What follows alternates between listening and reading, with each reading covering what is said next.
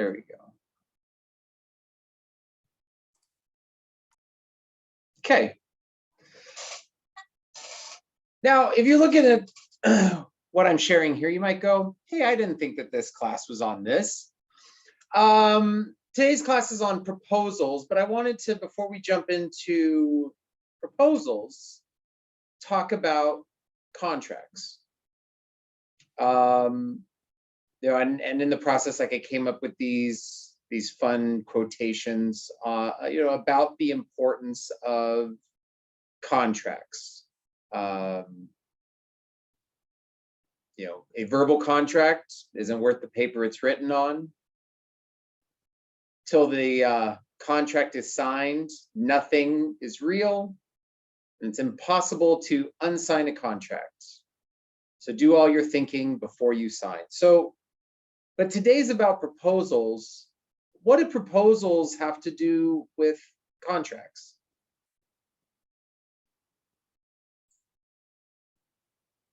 If it's not in our proposal, we can't expect it to get into the contract. Yeah, the proposal that we submit on a project is the starting point for the contract.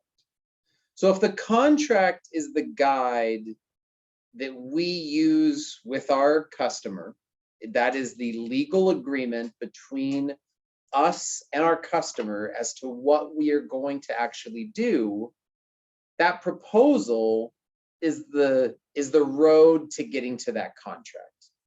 It's the formal documentation of what it is that we are proposing to actually do on that project. Now, just as a verbal contract isn't worth the paper it's written on, verbal proposals aren't worth the paper that they're written on. And by verbal proposal, if you just, how often do we see, and this goes both ways, that the GC says, no, we had a meeting about this, or no, I talked about that, or no, I remember, Vince said that he would do this for us. Like, none of that matters. And this is where the importance of the proposal comes in, making sure that we have everything in our proposal that we need. Now, some people then think, okay, so the proposal then is really a CYA document. It's protecting us. It protects Walters and Wolff because it's laying out exactly what we have and what we don't have. And that's true. The proposal does lay out and protect us. But if you look at it a different way, who is that proposal really protecting? When Meta hires Level 10 to do their new buildings, who is Meta buying the curtain wall from? They're buying it from Level 10, right? Our GCs are ultimately the one that are responsible for supplying the facade of a building. Now, they choose to take that and filter that down to subs, and that's understood. But at the end of the day, the GC is signing a prime contract that they are going to deliver that entire building, and that includes that facade. So when we do something different than what's on the plans or specifications for a project, we are putting our customer at risk because they have agreed that they are going to build that building per the plans and specifications. Now, if it's something that can't be done, it can't be done, but this is where that clarity comes in. So your proposal, it's not just about protecting Walters and Wolff, it's about protecting the customer as well, because a good proposal laid out in a way that makes sense to them, and we're going to talk about additional documentation we should do above and beyond just the proposal, that is going to ultimately protect your customer. It's going to make sure that the GC has the information they need when they go back to the owner to make sure that they're covered on what that scope is going to be. Does that make sense? Any questions on that?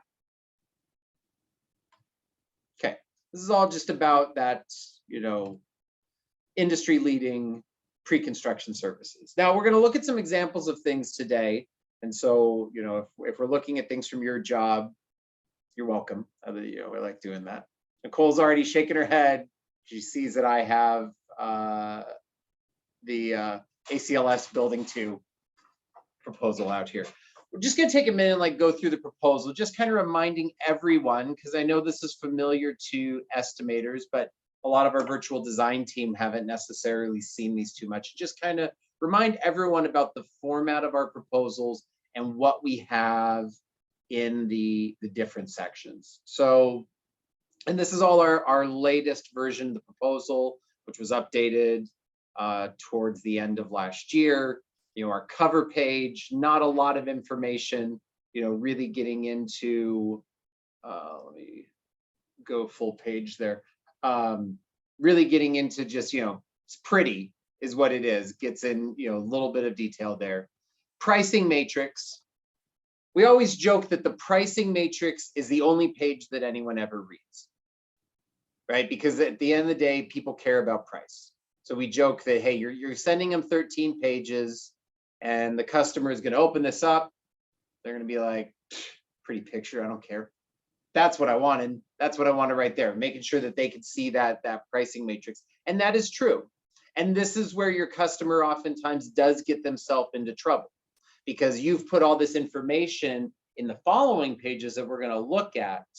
But if they only look here at the pricing matrix, they may miss all of that work that you're doing. So we'll talk in a little bit about strategies around this. But you know, our pricing matrix, this is that super high level.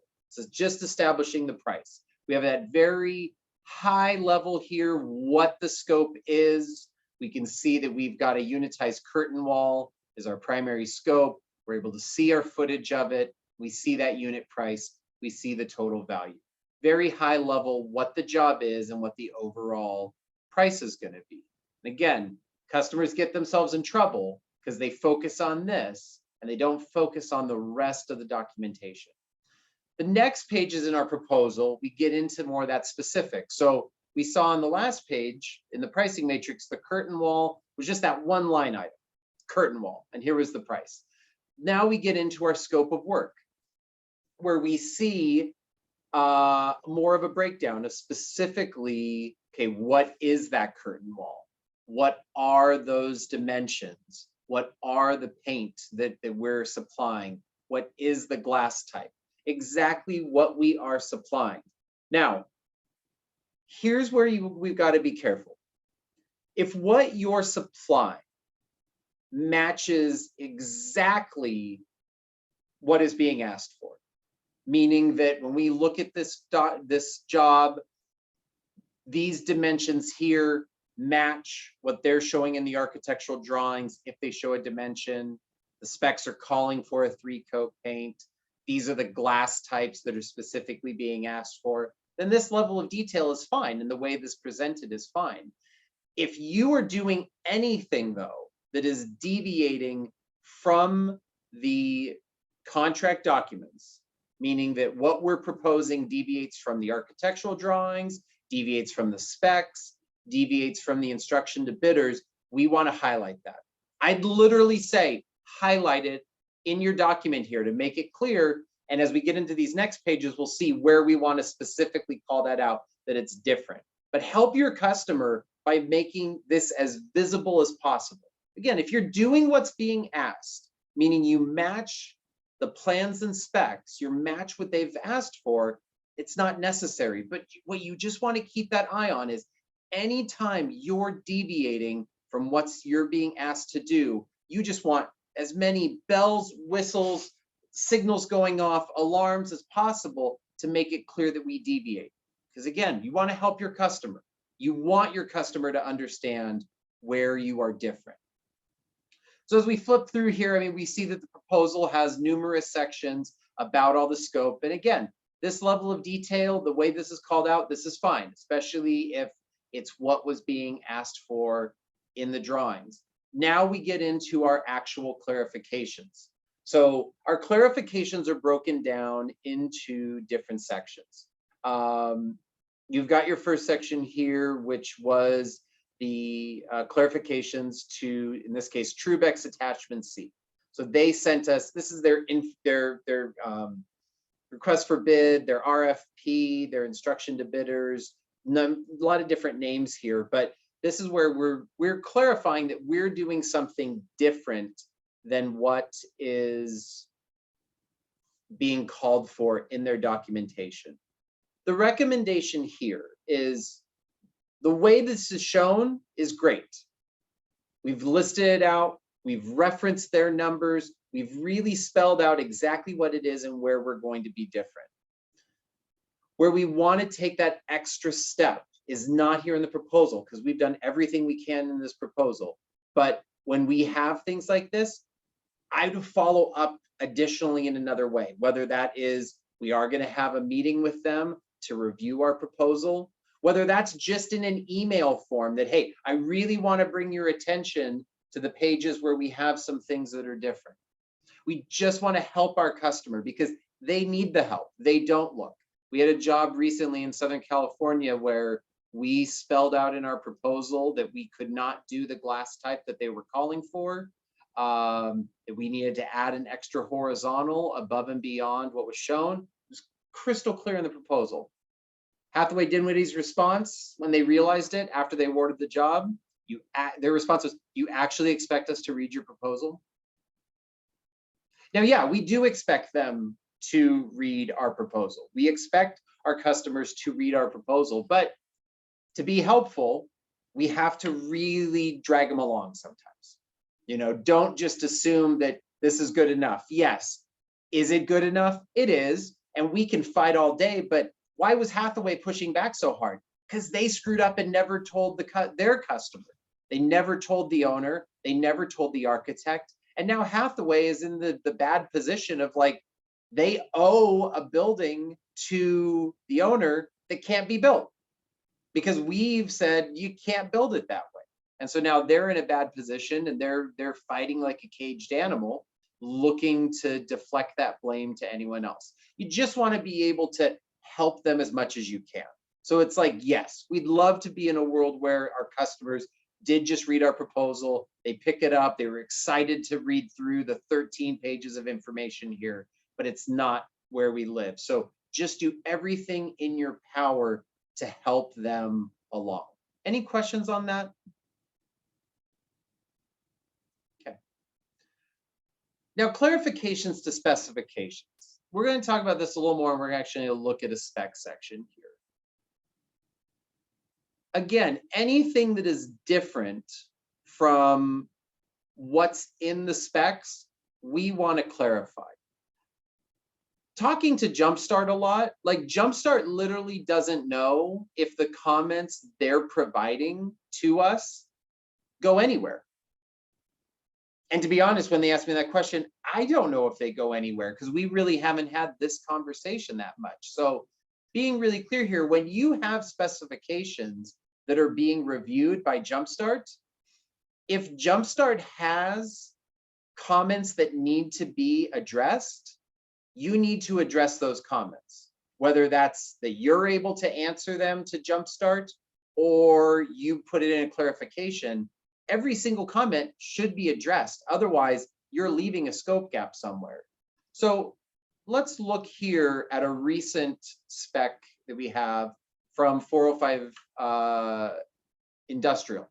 Now, the first thing I want to talk about here is like when you're reading comments from Jumpstart on specs, what to look for. Jumpstart has a fairly standard color designation that they use when you're seeing their markup. So as I go through here, they'll use like a blue just to highlight headers. Really doesn't mean anything. They use yellow just as informational. Think of yellow like highlighting a textbook in college. You're just trying to make note of something to draw it out. It's not that it's a problem. It's just they're recognizing this is something that we should know. So for example, here, under laboratory mockups, Sahar has just made notice of the fact that we need to do the mockup at a testing facility. So if we were intending to, Sahar doesn't know, is there actually a mockup or not, or even like what our plan was, but seeing this, this is the clue then that, okay, if there is a performance mock-up, we can't be doing this in our mock-up booth over in shop B. It's something that we're going to have to go out and do. It's just informational. Now, Sahar did go through and put some other comments, not necessarily things that are highlighted, but I mean, good questions. So again, if there's a mock-up here, she's asking the question, did we have Ray review? It probably would be a good idea to follow along with that, you know, follow the recommendation or go back to Sahar and be able to address her concerns of, hey, you know what? We don't need to have Ray review this. We don't even have mock-ups on this job. You can see here, again, highlighted in yellow, is just drawing attention. They're just marking up the textbook, okay? Hey, 2-year warranty, not a problem. We can keep doing that, right? These aren't things that you need to address anywhere. Red is the stop.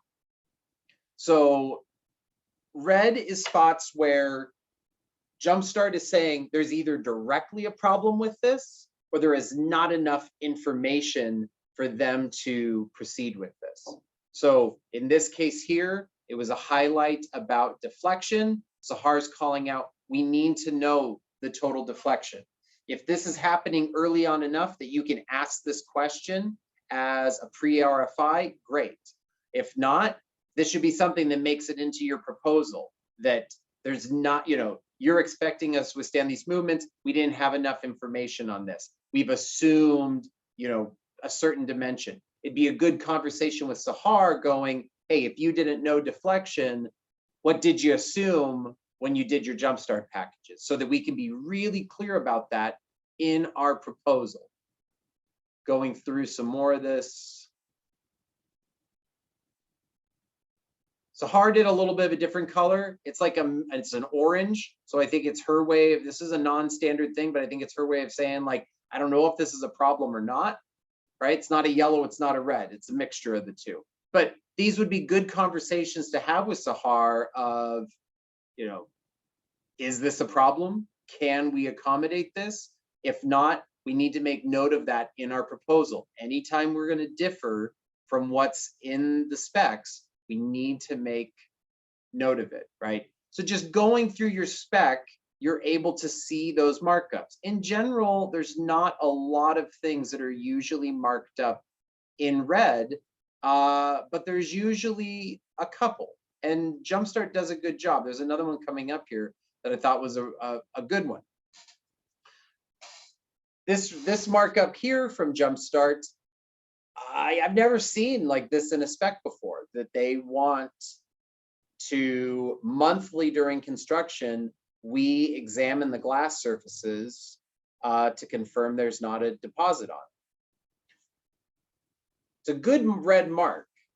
And it's something that either we need to make sure that, okay, if we're going to comply with this specification, we need to include the money to do this, or we need to exclude this from our proposal that we're not going to do it. What do you think is the better way to go? I mean, and I guess I'll ask specifically Robert, because it's your job. Robert, how are you planning, or what are your thoughts on handling this item in the spec? I'll most likely be excluding that. Okay. And I've sent about 3 or 4 RFIs now, and I've gotten 1 response in the last week and a half. So I think if I sent another one, they wouldn't answer me anyway. So Yeah. at this point, when they do on Thursday, I'll most likely just exclude this line item. Yeah, I think excluding this would be fine. Or maybe excluding it and putting a note that if they want you to do this, you can provide a price for it. The reality is we can do just about anything. It's just a matter of what it costs. You know, taking a lot of these items that are overkill and above and beyond what we normally do, it's like we could include them in all our things and we could price it accordingly. I mean, we could figure, you know, 24 hours a month of someone going around and inspecting all the glass, but that just adds more cost to a job where, you know, Robert knows that the owner wants to keep this as low cost as possible, and DevCon wants to keep it as low cost as possible. So this doesn't really make sense. We just want to make it clear, though, when we exclude it, something like this, if there's not a lot of things, just making it clear to DevCon, hey, you had this in the spec, we are not doing this. Because again, DevCon is going to, if they don't make note of it, DevCon is going to be signing up to be contractually obligated to do this, right? That's who the specs are really written for. The specs are written to the general contractor. They in turn are just passing it to us, but they are responsible for doing this. I see a lot of times in specs, we'll cross out things like protection or final cleanup. It's not a good thing to cross out. There does have to be final cleanup. Someone has to clean the building at the end of the job. Just because it's not us doesn't mean that that's not good write-up within the specifications, because the GC does legitimately owe that final cleanup. So make sure you're going through the specs, make sure you are, seeing everything that Jumpstart's called out to you. Make sure you are reading the specs as well, right? It's not just Jumpstart's responsibility, because Jumpstart looks at these things from much more of a design perspective. They may miss some of the items about, field measuring or warranties or some of those other things. So make sure as an estimator, you're reviewing the specs and catching the items in it. What are the other documents that we have? The other document that we have that we want to always look at then is our architectural drawings. And it's the same thing. Anytime that we're going to do something different than what is shown in the architectural details, we want to spell that out. And we have a section within the proposal, clarifications to architectural drawings. Back to this job that Nicole had, letting them know that we assumed they're going to have structural steel, letting them know that, hey, when dimensions didn't align, here's what we assumed. We're excluding insulation because you didn't have enough information for it. Any place that we're different, we want to make sure that's called out. This is also a really good spot for us to get input from the virtual design team. The virtual design team, you guys are going like really into detail on the architectural drawings. And oftentimes you're seeing problems within the drawings where things aren't drawn correctly, things are missing, there's conflicts, there's crashes, and we talk a lot about, let's notate that so that when we get the job, we'll know that we need to address it. But really think about, is this something that we would probably want to bring up to the customer? Let them know that, hey, there's a problem here. Hey, there's a hole in your building at this location. Someone's going to need to fill it and it's not us, right? Just looking for that and providing that feedback from the virtual design team to estimators so we can make sure that we're getting any of those kinds of notes included into the proposal. Who are the other groups that we have that should be providing us information that ultimately needs to get into our proposal? Vendors. Vendors, yes. Probably the most important one and the one that is missed most often. We see this quite a bit. You send documents to your vendor for quotation, your vendor comes back, and the truth is, you can't get mad at your customer when they only looked at the price, because we do it a lot too. You get that proposal, it's like, 4 pages long from your vendor, and you're like, 4 pages, I can't read this. Oh, there's the price, and you're good. And you totally miss the fact that there was a 5-year warranty required, and they're only giving you a 2-year warranty, or they've done a bait and switch on the system. We've seen it a lot. I mean, vendors do not bid what we send them a lot. And it's your responsibility as an estimator to catch that, to read it. They're not even 13 pages usually, it's just a couple, but you've got to look at it. Now, I'd say half the time, it's the vendor's fault. Meaning when you read their quote, you go back to them and say, hey, did you see that we needed a 2-year warranty or a 5-year warranty and you only did a 1 year? And most of the time they go, oh yeah, I missed that. Like, let me fix that. But sometimes the comments that's coming from your vendor are things that legitimately can't be done. Legitimately, we can't make it in this size, has to be limited in the size that we can make this glass, or we can't meet the schedule, we can't do the finish, any number of things. If anything your vendor is saying differs from what's in the plans and specs, we've got to be able to call that out. Super, super important that you're carrying that information over from your vendors into your proposal. Now, where do you put that information? It depends what it is. That might go into architectural drawings. It might go into specifications. It's just a question of where are they differing? What other groups would we be getting information from that we would want to get into our proposal? Field. The field, absolutely. So, I mean, today we have a logistics plan, and our logistics plan gets submitted along with our proposal, especially if it's class 1 or class 2 bids. Historically, we didn't have those. So if you had anything, it had to get into your proposal. But I would say, depending upon what it is, you want to get that information into your proposal as well.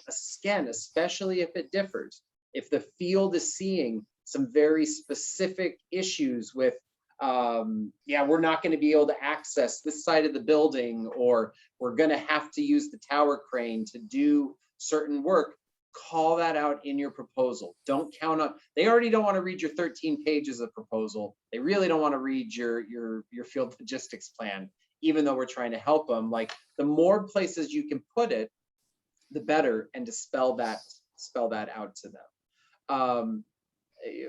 I'll repeat myself again, the key here, documenting any place where what you're doing is different from the architecturals, the structurals, and the specifications.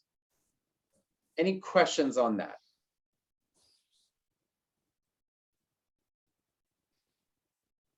So Vince, how we provide our document, for example, we said, okay, some area we need to add steel, south elevation, but probably we have different location on south elevation.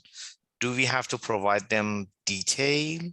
Okay, which area we wanted to add the steel or not?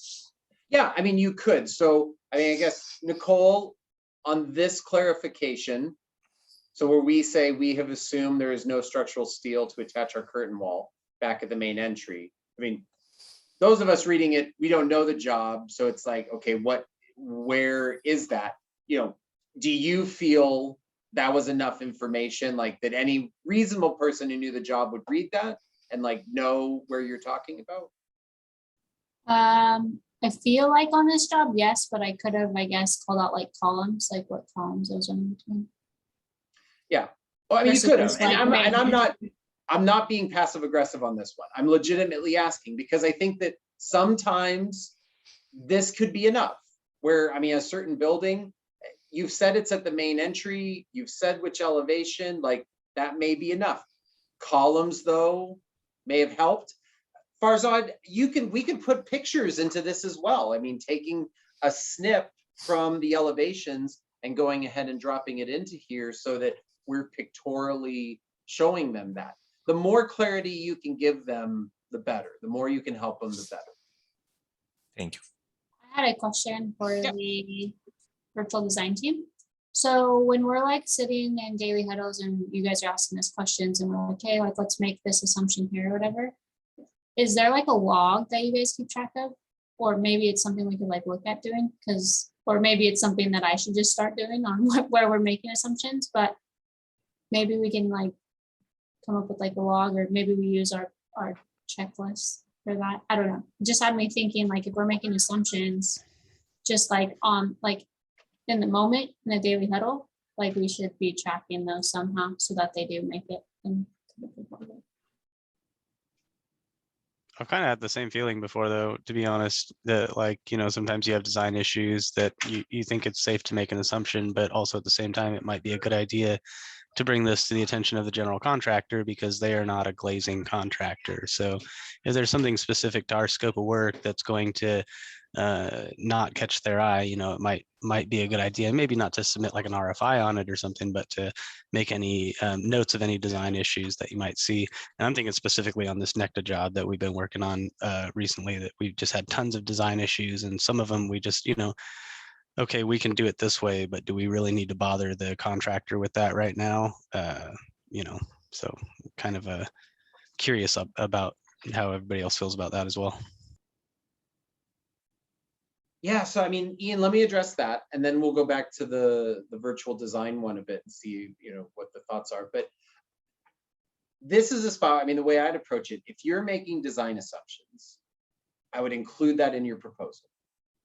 So maybe it is something where you go, I mean, similar to what Robert said a few minutes ago, he's already sent some RFIs, they're not answering those. Sending more is not going to get anywhere, right? And we've all been there where you're like, I'm not going to get answers on any of this. You're like, I'm just going to make some assumptions.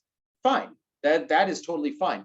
But yes, let's document those assumptions. Let's be very clear in the proposal that, we've assumed this, we've assumed that, just going through all that. And then when we talk about, hey, giving them that additional notice, I would just, when you send over the proposal or separately or on the phone, just go, hey guys, I just want you to know there were a lot of spots that there were not enough information. We've made a lot of assumptions. We've spelled those out for you in the proposal. It's on page 5 and 6. If you want to meet on that, be happy to meet and go through it for you. But just helping them, really trying to push them to hey, read the proposal. You're going to see that information in there so that they can go and see it. But that's a great question, Ian, because so often it's not that what we're doing is different than the plans and specs. It's that the plans and specs just didn't give enough information to begin with. And so, or just didn't work at all. Right. Well, but just, didn't work or didn't give enough information, didn't call out dimensions of anything. We've had to make assumptions on what it's going to be, just spelling all those things out. Yeah. Now back to the question of virtual design. So it sounds like, Nicole, I mean, you're wondering, what would be the best way for us to internally document any assumptions that are being made while we create the model, correct? That's what you're wondering? Yeah, I mean, even I don't know, size of fins if they're not shown, or hey, what depth SRT are we going with if it's not really clear, just little stuff like that. Because I know a lot of times we're making those decisions in the daily huddle, and maybe it does fall back on pre-construction estimating to just keep a log of decisions we're making. Or maybe this relates to Jake's Kaizen and starting the proposal earlier, so we could just have the proposal up as the daily huddle is going on, and we could just type that information in as we're making decisions. Yeah, on a few projects, we use the daily huddle notes tab on the bid process checklist. So we use that, or we have our own kind of virtual design package where we have also keep our notes. So those are in the process checklist. Your notes are in the process checklist too? Yeah, we just added it. I don't know if you want to pull it up, Vince, but they're in there now that whenever you create a new job, it's one of the tabs at the bottom. Oh, okay, cool. Gabe, is it in a job, right? I mean, can I actually pull up a job and see that? Do you know of any that have that in there? I'm not sure it'd be the latest, but you can also pull up the template, the one in the general area. Yeah, that's what I'm trying to get to.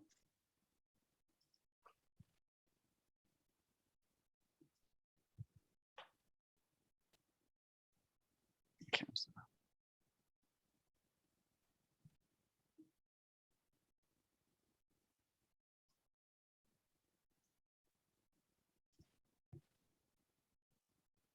Yes, so I think we either use the daily huddle notes, the DH notes, that's kind of topics we talk about and responses. And then the last tab, the virtual design package, we also keep some general notes there as well on the side, on the right. No, this is good. I mean, this is the place to be documenting it. And I think the key thing as an estimator, and I think this does speak, Nicole, to what you were saying and does tie into Jake's Kaizen that's going on, trying to move proposal up early and watching these things and getting them in there. I mean, so often I see people working on the proposal and it is a sprint to the finish line, right? Where it's like it is due at 2 p.m. and it is 11 o'clock and you are feverishly like filling out the proposal and getting it. And this is where a lot of stuff gets missed, because now if you haven't already gone in, now this is where we miss doing getting all of those, those comments in if you haven't already reviewed it. And again, a lot of times I've talked about we should be reviewing comments from Jumpstart in the daily huddle. And I hope I'm not in a lot of the huddles. I miss a lot of those, so I don't know if we are or not, but we should be if we're not, because Jumpstart has historically said they literally don't know where their information goes. They feel like they make these packages, they give these packages out, here you go, and they're just like, it's going into a vacuum because they're not getting that feedback. So we just want to make sure that we're respecting our people and respecting the work they're doing and making sure that it is getting in there. So trying to get these things moved up a little earlier, if as the information goes, we're filling in the proposal, that's going to help you that much more at the end so that it isn't that sprint to the finish line. So I think this is great, Gabe, and we'll continue to work with this and see what these kinds of notes are and check this on projects to see, are these things that ultimately do need to make it into the proposal. A couple of the last section, just wanted to talk about exclusions. Our exclusions used to be like we were like 33 exclusions, I think, like this super long list. We've cut it down considerably. Again, it's about the proposal being a roadmap to the contract. The GC doesn't care about you excluding something that they didn't think you had in the first place. So this is where we used to have 33 different exclusions, and there were things like excluding sound deadening of aluminum panels. It's like no one had even seen that on a project in the last 20 years, but we still carried it as an exclusion. It was just waste, right? We want our exclusions to be those things that legitimately, hey, you probably want someone to do this on the project. We're just saying that's not going to be Walters and Wolf, right? And so, this list that we see right here that Nicole had on her proposal, this is good, right? Building permit fees. Someone is paying a building permit fee on this project. It's just not us. There's probably someone that is doing flashings. It's just not us. Same with final cleaning, protection. It's really just trying to spell out those very specific things that is probably scope that exists on this job, or there's not enough information, but you can reasonably infer that it's scope that exists on the job. And we just want to make very clear, like, that is not something that we have. We are much more likely to be able to get a list like this of exclusions into the contract than 33 exclusions that aren't even job specific. The same is true for all of our contract qualifications. We still have, it's still a lot, but there used to be even more pages of all of our contract qualifications. This is really those general items that didn't apply anywhere else. Some of these aren't necessarily things in the contract, but just spelling out for this proposal, hey, this proposal is good for 45 days. This latest comment, number 2, we have about the fact that we are filling up very quickly, not a lot of room left, COVID. But then we get into some more specific about gauge and whatnot. As an estimator, you want to look at these qualifications, delete the ones that do not apply to your job. If there's a qualification about who's installing the embeds on your job, but there's no embeds, take it out of there. It's not helping anyone. You want to have your proposal be as project specific as possible, because the more project specific is, the more likely you will be able to get it into your contract. Any other questions or anything anyone's thinking about they want to talk about? I mean, this is really what I wanted to get through on this. I mean, just kind of that concept of making sure that you were getting all that data from all your internal teams, spelling out that data to your customer, and making sure that your customer actually does see it. But I mean, what other problems are you guys running into? Issues, challenges? What can we talk about here as we wrap up? We got one. Having just come off of a 2-hour meeting yesterday with the customer, working on getting our list of contract qualifications into the contract. What is the expectation on once we're getting the job, and what of the proposal do we want in the contract, and how do we go about doing that? Where's the best place to work with the customer and getting it into the contract in your experience? So you're saying and this happens a lot. So I think what happened here, you got the job. They said, hey, job is yours. The contractor said, I'll go write a contract for you, right? They went back, they wrote up a whole contract, they sent it to you. And now you're looking at it and you're going, hey, this contract actually doesn't have anything, or not all the things in here that I actually need to have. And now you're faced with, okay, how do you actually get those things in? Is that a reasonable, of what happened? Correct. Like the things that we're telling about on our proposal, if we don't get those into the contract, they're nothing, right? They're nothing, right? If it's not in the contract, it's as if it never happened at all. Here's my recommendation. Go ahead, Jake. Go ahead. I was just thinking, like, I don't know if we could pick one on the list, but I'm trying to find one because I took a lot of these out with it. Our perennial favorite, number 17, to me, where. Yeah. So where does that go in the contract? I don't really care where it goes in the contract. I mean, it's going to be in what they usually call their part B. It's their general scope description where they've listed everything out. It just needs to get included in there. Thinking about it, here's where I think we don't help ourselves. So what happens is like what I described. So you've sent them this proposal. You send them this nice 13-page proposal, and they, after some time, come back and say, hey, oh, Walters and Wolf, great. We're gonna get you a contract. Here's your LOI, get going. We'll work on the contract. And we just say, cool. Like we just agree, like, yeah, well, why not? Like, go write the contract for us. We're not really helping ourselves when we just let the GC write the contract by themselves, because how are they going to write it? They're going to write it how they want to write it.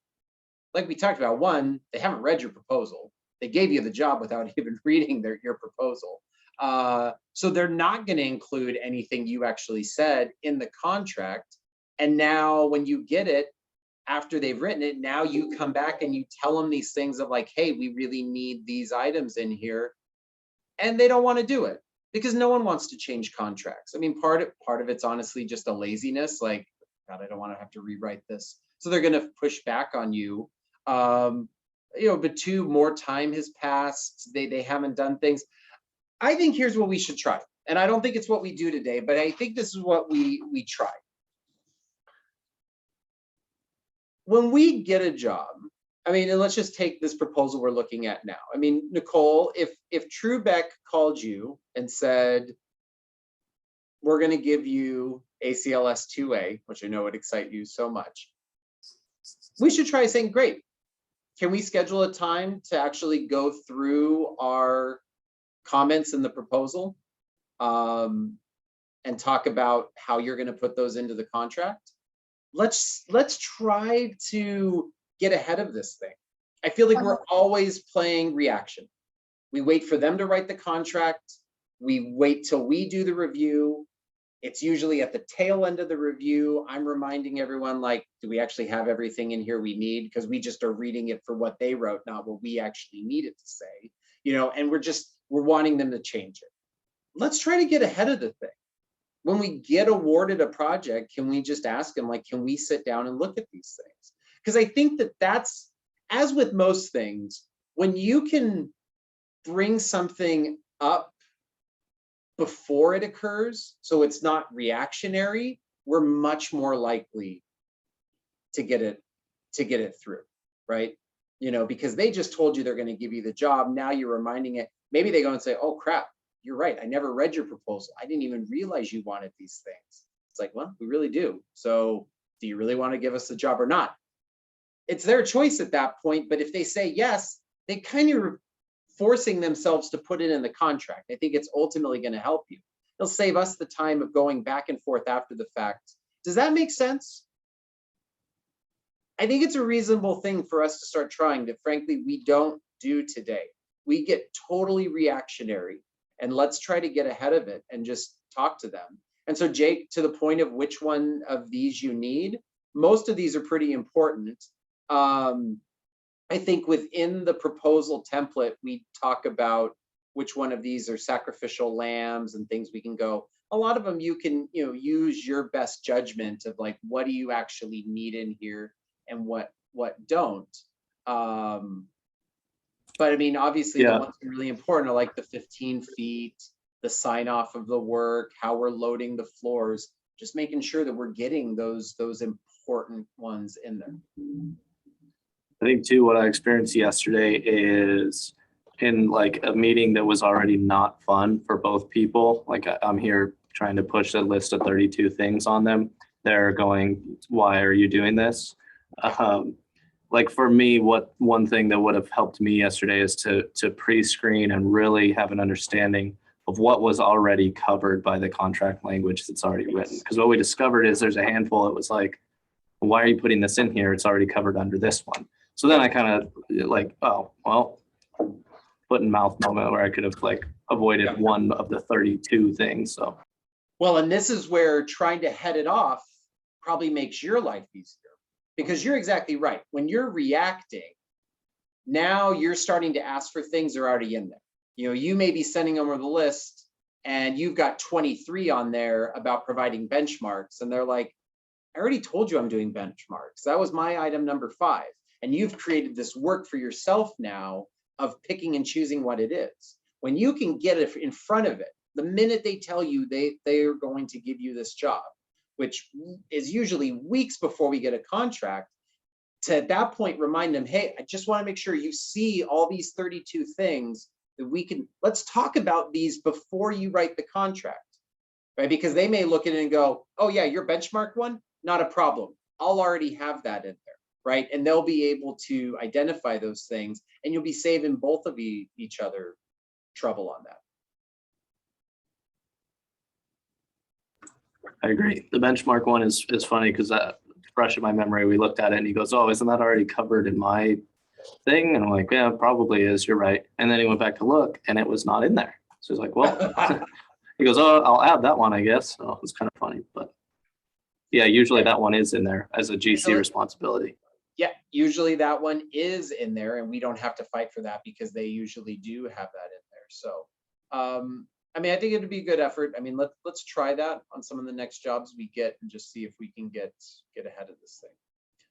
What else? Any other questions or things to discuss? I have a question.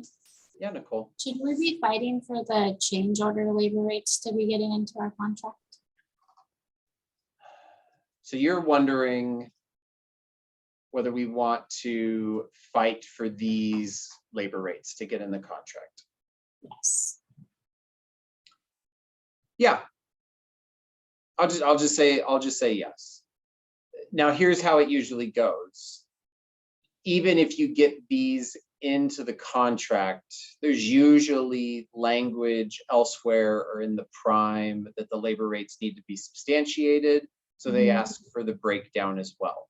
But the thing that the thing is that possibly you pushing to get this in here again, brings it up early. Where if you remind them, hey, we've got our labor rates here for change orders, can we get this into the contract? And they go, ooh, no, I don't think I can get those. Those rates don't even look right. Are you sure that's what you want? It at least is bringing up that conversation early. And if we're going to have the conversation about what our change order labor rates are, it's better to have that. I like having that conversation before the contract's written. Because it's not that we want to do it at a time that it's making it that maybe they don't award us the job. It's that everyone is just much more agreeable the earlier you are in the process. You have a better chance of being able to, change this, or them saying, hey, I need your breakdown. It's like, okay, then you go to PRIA in accounting, you get the breakdown, you submit it. The more we can get agreed to early, the better. One other comment that came up in the Kaizen, for, how like in our scope descriptions, when it comes to like sealant, we're like really, really brief on like what that is, like single line, double line, whatever. Do you guys think that it would be beneficial to, like, if we have them, like actually say like what the joint sizes are at the different like areas? Because I guess like one of our bigger problems is like we price the project, but then like once our shop drawings are done, like we're always getting like an increase in price from Valley because of joint sizes and everything like that changing. And so I was just wondering if for like that line item, we should be more specific in what we actually have.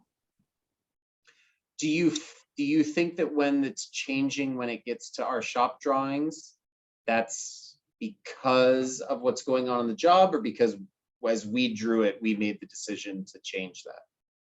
I think a lot of times it's caused by our own internal issues. I don't think it's like actual scope changes on the job, because if it was, then like obviously that could be a change order. But the feeling that I'm getting is like a lot of times we're having to eat costs because it's stuff we should have had picked up at the time of bid or something, but we didn't. So just another one of those examples here on the screen of where if you're not paying attention to the markups, you might have a problem. So this is again 405 industrial. Sahar, I think it's Sahar that made this comment, because I think that was, yep. Sahar made a comment that we're going to have a 1.5 inch joint at the sill.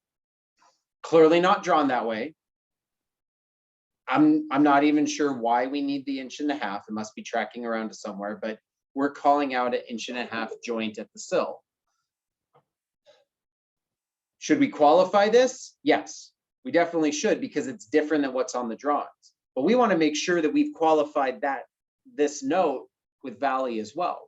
Yeah. Because if we got a quote from Valley, we may very well have just sent the drawings as is, right? Mhm. We're breaking up everything. We sent the drawings. Valley's going to quote it based on what they see. They have no idea what notes Sahar made. Right. In fact, that's not going to show up until the shop drawings are done. And then to your point, Valley's going to come back with a higher price. So I guess the communication flows all the directions. I mean, as you're paying attention and you're seeing any kind of notes from your team members, virtual design, jumpstart, field, whoever, if it affects one of your vendors or it affects one of your subs, make sure you are coordinating that with. So that would go under like clarifications to architectural drawings. This is a clarification to an architectural drawing. Detail 12 on A8 1.1. That's going to be an 1.5 inch joint at the sill. Okay. And we should also note this in our highlighted detail matrix. All right, we are basically out of time. Any last questions or comments? Last little thing, I'll keep it really short, but one thing that might help in the contract negotiation phase is if those comments that say very important, non-negotiable, sacrificial, it would be cool to like have maybe a note that says could be covered elsewhere or something, because there was a handful in there that like if you have an MSA or the owner prime contract's going to drive change orders and things like that. Like those areas that might already be covered elsewhere. That way we're not having to hunt quite as much, maybe. Okay.